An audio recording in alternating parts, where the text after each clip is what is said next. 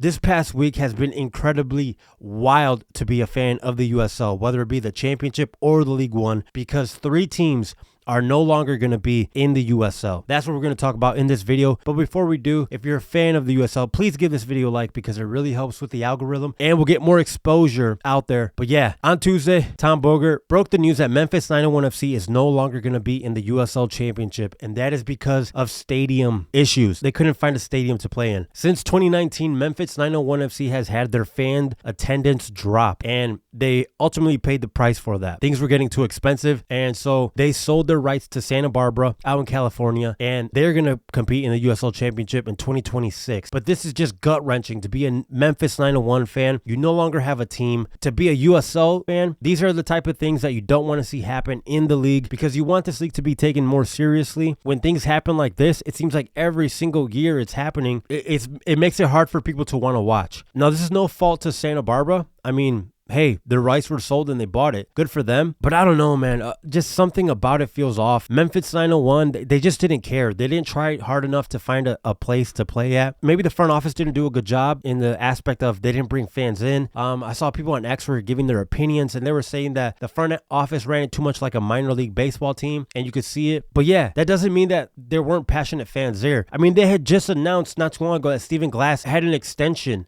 They signed him for more years. If I'm not mistaken, it was 2. And then to have this happen, so there were rumors going around also that there was going to be a team that was not going to fold, and people were saying that it was San Antonio, which that to me is what? I mean, I thought San Antonio was one of the top dogs in the USL. Turns out it was Memphis. So for me, it's like, how long did they know that this was going to happen? How long was this in the works? So why announce that you're bringing back Stephen Glass? I don't know. That to me is very fishy. That to me, it's like, why would you do that to the head coach thinking that he's going to have a job? Now everyone is unemployed. They have to find a place to play at, whether it be in the USL Championship, League One, or outside leagues. That could be stressful because you don't know how you're going to bring in income. This sport, or all sports, is very stressful in that aspect. But yeah, this is just gut-wrenching overall for the league, overall for the Memphis side. I mean, and that's not all. Northern Colorado and the USL League One are in this battle right now. It turns out that USL League One was paying some of the players because Northern Colorado, because they didn't have enough funds. So the USL said, okay, we got this. We're going to pay. We're going to chip in. So you guys won't have to worry about that. Then they end up winning the Jägermeister Cup, and the owner, he sues the USL League One because he says that they didn't get the full compensation. And it's like, wait a sec. I mean, these are the things that we don't know, but what was the agreement between these two sides? Was it, hey, we're going to pay you, we're going to pay your players and you don't have to pay us back? Or was it, hey, we're going to pay you, but you're going to have to pay us back? Maybe this was just a way that the USL, the league, said, okay, this is how we're going to get our money back. We're not going to give them full compensation. Now, I don't know. You know, these are things that were happening behind closed doors, but I do know this. Nothing is free in this world, or very rarely is it. And yeah, so to run a league, I'm sure it's expensive. To run a team, I'm sure it's expensive. So people have to get paid. This is a tough situation on both sides, guys, because we don't know the full story. But just based off of that, if I had to guess, I feel like USL said, hey, we need our money. They said, we can't give you guys everything because we also have bills to pay. And so the owner ends up suing the league, and the league is no longer going to allow them to play USL League One because, I mean, how can you work when you guys are suing each other, or one's suing you and you're defending yourself? Northern Colorado said that they don't plan